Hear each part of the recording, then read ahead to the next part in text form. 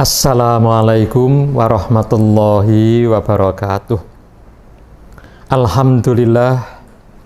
Alhamdulillahi ala ni'amihi dzahirati wal batinati qadiman wa hafizan.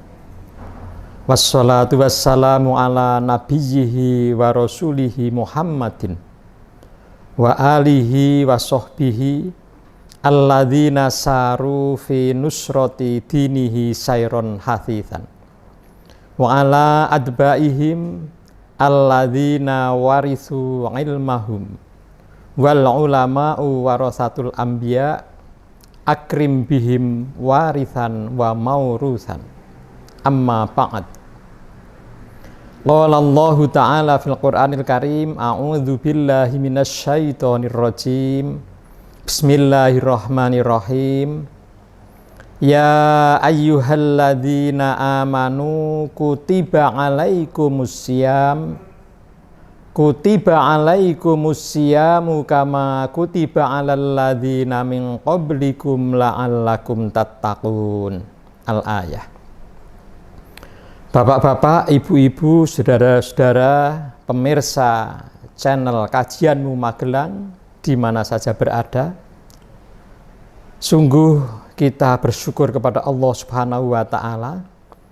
Pada hari ini, hari kedua kita menjalankan ibadah puasa Ramadan 1443 Hijriah. Kita dalam keadaan sehat walafiat. Dan tidak sekadar itu, nikmat dari Allah amat sangat banyak.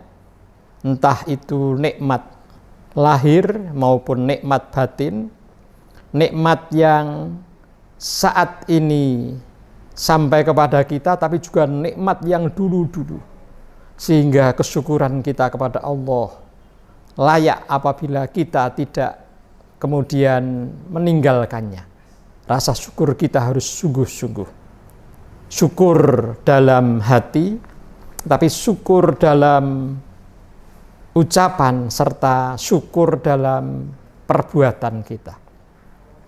Shalawat dan salam semoga menetap pada junjungan kita, panutan kita, Nabi Agung Muhammad Sallallahu Alaihi Wasallam, dan juga keluarganya serta sahabat-sahabat yang nyata-nyata mereka telah menegakkan dan menjunjung tinggi agama Islam, sehingga agama Islam tidak sekadar ada dalam teks Al-Quran, namun dalam kenyataan hidup semasa Kanjeng Nabi, baik itu ketika masih di Makkah, utamanya ketika di Madinah. Dan semoga melimpah kepada seluruh pengikut Kanjeng Nabi, baik yang dulu maupun yang akan datang, dan termasuk semoga kita semuanya yang hadir pada acara kajianmu menjelang buka puasa ini. Amin ya rabbal alamin. Kaitannya dengan ibadah puasa, ada hal yang menarik yang perlu untuk kita kaji pada kesempatan kali ini, yaitu bagaimana kita memahami maksud berpuasa. Sebab ada orang-orang yang memahami maksud berpuasa itu hanya pada sebagian kecil. Yaitu ada orang yang berpuasa kemudian mendapatkan efek berat badannya berkurang. Karena ibaratnya seperti diet, semacam itu. Dan itu sudah mencukupi bagi yang bersangkutan. Namun itu hanya sebagian. Ada orang-orang yang mendapatkan manfaat berpuasa itu karena yang bersangkutan merasa kalau ikut berpuasa itu merasa lebih sabar, merasa lebih nyaman, menjalani kehidupan beribadah itu lebih bersemangat, menjalani hidup itu semeleh, bahkan kemudian menjadikan sumeh, merasa lebih sehat ketika berpuasa dan lain-lain. Itu semuanya merupakan efek, merupakan bonus. Namun yang sesungguh-sungguhnya menjadi maksud tujuan berpuasa bukanlah itu. Oleh karena itu, ayat ke-183 surat Al-Baqarah. Mari kita kaji meskipun secara ringkas dan permukaan. Yang pertama, Allah berfirman di ayat itu dengan menyapa kepada seluruh orang yang beriman. Ya ayyuhalladzina amanu, wahai orang-orang yang beriman, kadar seberapapun imannya, baik yang sudah amat kuat maupun yang masih di permukaan. Kemudian dilanjutkan dengan ungkapan yang menarik, kutiba. Nah, pilihan kata kutiba ini menarik karena itu merupakan ala wazni fu'ila, yaitu passive voice, bukan aktif. Nah, itu menegaskan bahwa kutiba alaikumusyamu, itu menegaskan bahwa diwajibkan kepada kalian semuanya berpuasa. Diwajibkan di situ, yang mewajibkan siapa tidak demikian tampak. Berbeda kalau kalimatnya pada ayat itu kataballahu alaikumusyam. Bukan. Ini menegaskan bahwa kutiba, pilihan itu menegaskan bahwa apa yang diwajibkan ini sesungguhnya amat penting dan amat bermanfaat bagi pelaku yang menjalankan kewajiban itu, yaitu berpuasa. Apabila tidak ada kewajiban pun mungkin manusia akan mencari-cari karena merasakan manfaat yang besar dan pentingnya kewajiban itu dilakukan. Nah, pada ayat itu memang pilihannya kutiba alaikumusiyam, yaitu diwajibkan bagi kalian semuanya berpuasa. Ini yang pertama, sehingga kita bisa menarik benang merah bahwa kata kutiba diwajibkan di situ, yang mewajibkan meskipun Allah Subhanahu wa taala, tetapi tidak ditampakkan secara jelas, secara implisit saja. Itu menegaskan bahwa sesungguhnya kewajiban itu amat penting dan amat bermanfaat bagi manusia yang mau menjalankannya. Nah, apabila di awal ini menegaskan kalian semuanya, yaitu yang diajak berbicara itu yang diwajibkan, tapi kelanjutan ayat ini menarik. Kama kutiba alal ladzina min qablikum. Nah, ternyata kewajiban yang seperti itu juga dialami. Seperti halnya telah diwajibkan, itu juga tidak disebutkan di situ Allah Subhanahu wa taala yang mewajibkannya kepada kaum-kaum umat-umat yang terdahulu sebelum kita semuanya. Itu menegaskan bahwa itu merupakan tradisi yang amat sangat bagus yang sudah dilakukan oleh umat-umat sebelum kita, yang manfaatnya amat sangat besar. Dan kita ketahui, Bapak, Ibu, Saudara sekalian, bahwa tradisi berpuasa meskipun dengan syariat yang berbeda-beda memang ada dan dilakukan oleh umat-umat yang dahulu. Bahkan kita ketahui kalau dalam tarikh itu dulu penyembah bintang pun itu biasa melakukan puasa mungkin dalam 1 tahun sekitar ya 27 hari, kalau yang sempat saya baca semacam itu. Atau misalnya umat-umat sebelumnya seperti umat agama Buddha. Agama Buddha itu juga punya kebiasaan dalam 1 bulan itu 4 hari berpuasa. Itu yang mungkin kemudian merupakan tradisi lama itu. Bahkan kita ketahui mayoritas orang Jawa itu mengetahui bahwa tradisi Jawa itu juga mengenal istilah puasa-puasa. Ada puasa ngrowot, ada puasa mutih, ada puasa ngebleng, dan lain-lain. Itu semuanya tradisi yang memang ada manfaatnya secara kejiwaan, secara mental, secara fisik juga kepada orang yang menjalankannya. Di situ pada ayat ini disebutkan kama kutiba alal ladzina min qablikum. Nah, kemudian ayat itu diakhiri, nah ini yang penting sekali untuk kita kaji.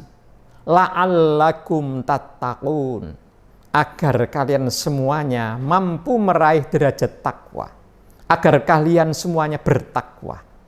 Nah, tujuan berpuasa, maksud berpuasa adalah itu untuk meraih takwa. Nah, kalau siam berpuasa itu memang secara bahasa sering disebut sebagai al-imsak. Sama ini. Puasa itu al-imsak. As-shaum al-imsak. Ay al-imsak. Anil fi'li. Dari sesuatu yang memang sengaja dia pantang. Misalnya kita ketahui ya, kita kalau dalam ajaran agama Islam yang kita yakini, berpuasanya apa? Tidak makan, tidak minum, tidak berhubungan seksual dengan istri atau suami sejak imsak, masa imsak yaitu subuh sampai dengan maghrib. Nah, itu tidak dilakukan.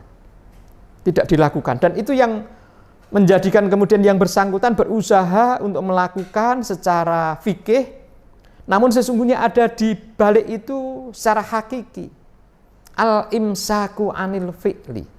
Tidak melakukan sesuatu yang memang dia pantang. Orang Jawa sering menyebut ngeker, menahan diri untuk tidak. Gitu. Tidak. Misalnya ngerowot itu kan tidak makan nasi. Nah, itu yang bersangkutan berusaha untuk itu. Yang dimakan adalah polowijo yang lain kaitannya dengan itu. Berpantang. Nah, syariat rincian kaitannya dengan itu, fikih tentang puasa, satu umat dengan umat lain berbeda-beda. Tapi efeknya mungkin ada kesamaan secara psikologis. Hanya secara syariah itu ya ketika kemudian kita mendapatkan perintah dari Allah Subhanahu wa taala, yaitu kita lakukan sesuai dengan perintahnya. La'allakum tattaqun, agar kalian semuanya bertakwa. Nah, bertakwa dalam pengertian as-shaum yang tadi al-imsak itu adalah keadaan kejiwaan seseorang yang dalam pengendalian penuh dirinya secara paripurna. Jadi seluruh apa yang dia lakukan itu betul-betul terpilih dan tidak melanggar yang dia pantang. Jadi keadaan paripurna, seseorang yang mampu menguasai, menahan diri dari hal-hal yang tidak pada tempatnya, yang gampangnya tidak sesuai dengan ajaran Islam. Sehingga yang bersangkutan secara fikih itu memang tidak melanggar apa yang dia pantang, tapi secara hakiki yang bersangkutan berusaha betul untuk tidak melakukan apapun kaitannya dengan yang menurut ajaran agama Islam sesuai dengan kata iman di situ, yang tidak sesuai dengan Islam, iman dia tidak lakukan apapun. Sehingga tidak memungkinkan kalau misalnya seseorang yang sudah balik, dia mengaku beriman, kemudian ikut berpuasa, secara fikih dia lakukan, tapi dia mencuri. Itu tidak pada tempatnya. Karena secara fikih dia menjalankan puasa, tapi secara hakiki tidak berpuasa. Karena yang bersangkutan masih melakukan hal yang haram, misalnya mencuri. Lebih-lebih kok korupsi. Itu tidak pada tempatnya. Oleh karena itu, berpantang atau menahan diri dari segala sesuatu yang tidak pada tempatnya, yang tidak islami, itu dilakukan oleh seseorang yang menjalankan ibadah puasa, baik secara fikih, mungkin secara jasmani dia lakukan, tapi juga secara rohani. Secara rohani dia lakukan dengan kesungguhan yang luar biasa. Sehingga kalau Imam Ghazali dalam Ihya Ulumuddin itu sering menyebutkan ada puasa yang bertingkat-tingkat. Puasa yang seperti anak-anak itu ya puasa yang secara jasmani saja.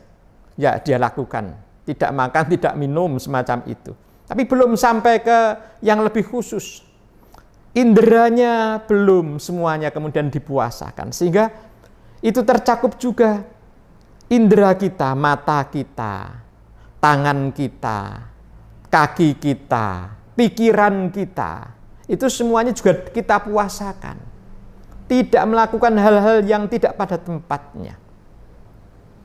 Dan itu bahkan kemudian yang paling tinggi tingkatan dari berpuasa itu ya dia tidak berpaling dari Allah Subhanahu wa Ta'ala. Jika kalau berpuasa yang bersangkutan pada tingkatan yang paling tinggi semacam itu, tidak gampang memang. Tapi itulah pengertian berpuasa, maksud berpuasa yang paling tinggi. Ya, puasa ini memang ibadah yang amat menarik untuk kita kaji. Nah, untuk takwa yang semacam itu kita mungkin belum sampai pada tingkatan yang semacam itu, yang tingkat paling tinggi atau tingkat yang tengah. Kita masih berusaha dari tingkat yang bawah itu. Nah, berpuasa menariknya itu yang memang yang diarah, yang dilakukan itu tampaknya memang perut dan di bawah perut itu yang menjadi core, yang menjadi sasaran berpuasa, perut dan di bawah perut. Tetapi yang dituju sesungguhnya bukan sekadar itu, tapi yang dituju adalah bagian atas dari manusia, yaitu otak, hati, juga transendensi manusia. Itu yang dilakukan, karena kalau pada ayat itu disebutkan la'allakum tattaqun, takwa. Takwa itu adanya di itu, transendensi manusia, otak dan hati manusia. Yang syariatnya, fikihnya itu yang ada di bawah, tapi yang dituju adalah di atas. Oleh karena itu, bapak-bapak, ibu-ibu, saudara-saudara, pemirsa kajianmu Magelang, di mana saja berada, kaitannya dengan ayat ini menarik. Apabila kita kaji juga kita dekati dengan bahwa kita sebagai manusia, itu ada orang sering menyebut kita manusia itu kan makhluk rohani yang punya jasmani. Artinya juga ada yang menyebut yang berseberangan dengan itu. Kita itu sesungguhnya makhluk jasmani yang punya rohani. Itu artinya mana yang dipentingkan. Nah, dan kenyataannya memang ada orang-orang yang amat sangat mementingkan jasmani, bahkan melupakan rohani. Nah, ayat 183 surat Al-Baqarah ini, nah Allah memberikan petunjuk yang secara mungkin skematis sederhana sekali. Dasarnya adalah orang yang beriman. Nah, dengan keimanan itulah kemudian diwajibkan berpuasa. Yang diwajibkan berpuasa, yang kemudian yang dipuasakan itu perut dan di bawah perut. Tapi kemudian yang dituju itu adalah la'allakum tattaqun, agar kalian semuanya meraih derajat takwa. Nah, muttaqin, derajat yang muttaqin semacam itu betul-betul rohani. Secara fikih, berpuasa itu aktivitas jasmani, tidak makan, tidak minum, yang semacam itu, tetapi kemudian yang disasar adalah rohani, la'allakum tattaqun. Nah, untuk sampai dengan derajat takwa dalam kerangka kesana menuju ke sana, itu memang efek yang timbul ketika kita berpuasa banyak sekali. Kita akan berlatih yang namanya sabar. Sabar. Kita mampu menunda kegembiraan hidup. Ya kira-kira kalau jam-jam 11-12 siang, itu kalau minum itu ya kita enak sekali, nikmat sekali. Tapi karena kita menjalankan puasa, kita tunda kegembiraan itu tidak pada jam 11, jam 12, tapi kemudian kita geser. Nanti ketika maghrib tiba. Dan itu ternyata oleh Allah Subhanahu wa Ta'ala kemudian dibalas dengan rasa nikmat yang luar biasa ketika tegukan pertama. Mungkin pemirsa juga masih merasakan ketika hari pertama kemarin kita berbuka. Tegukan pertama, suapan yang pertama itu amat sangat menikmatkan. Itu yang disebut sebagai farhatani, dua kebahagiaan. Kebahagiaan ketika berbuka puasa, itu yang pertama secara fisik. Ya, kita sudah menahan lapar, menahan haus, dan kemudian kita penuhi itu dengan minuman, dengan makanan. Tapi juga nanti kebahagiaan yang kedua ketika berjumpa dengan Allah Subhanahu wa Ta'ala di akhirat kelak. Nah, Bapak Ibu, saudara sekalian, pemirsa kajianmu yang berbahagia, tampak pada kajian kali ini bahwa kita sebagai manusia yang memiliki jasmani, memiliki rohani, lewat puasa inilah kita kemudian berlatih banyak sekali, termasuk melatih keterampilan batin kita. Kalau sekolahnya keterampilan pikir itu kan ada sekolahnya. Keterampilan fisik mungkin kita di lapangan, di gimnastik, itu keterampilan fisik bisa kita latih. Tapi kalau keterampilan batin untuk menjalani kehidupan ini, yang itu amat sangat kita pentingkan, dipentingkan betul oleh manusia, baik bersabar, rasa tidak tergesa-gesa untuk melakukan sesuatu. Nah, itu semuanya bisa kita hilangkan, kita kendalikan, kita berlatih menahan diri lewat ajaran berpuasa ini. Sehingga tidak sedikit orang-orang yang kemudian efek-efek tadi, termasuk efek berkurangnya berat badan, seperti diet, kemudian merasa, ya betul-betul, karena ada summu tasihu, berpuasa kemudian menjadikan sehat, sehingga secara fisik, secara mental, juga secara spiritual, efeknya ada semuanya. Tapi utamanya kembali bahwa apa yang dimaksudkan syariat itu oleh Allah Subhanahu wa Ta'ala adalah kita meraih derajat yang takwa. Demikian Bapak-bapak, ibu-ibu, saudara-saudara, jamaah kajianmu Magelang. Kajian pada kali ini kita mencoba untuk memahami maksud berpuasa. Yang maksud utama berpuasa adalah untuk kita meraih derajat takwa yang pelan-pelan. Sebelum sampai ke sana kita mendapatkan keterampilan batin yang sifatnya psikologis dan mental, dan itu semuanya menjadi pengantar untuk kita menuju kepada derajat takwa yang insya Allah semoga puasa Ramadan 1443 Hijriah ini, puasa kita makbul, diterima oleh Allah Subhanahu wa Ta'ala. Tentu banyak kekurangannya, kami mohon maaf. Semoga yang sedikit ini ada manfaatnya dan mendapat ridho dari Allah Subhanahu wa Ta'ala. Billahi taufiq wal hidayah. Nasrum minallah wa fathun qarib wa basyiril mu'minin. Wassalamualaikum warahmatullahi wabarakatuh.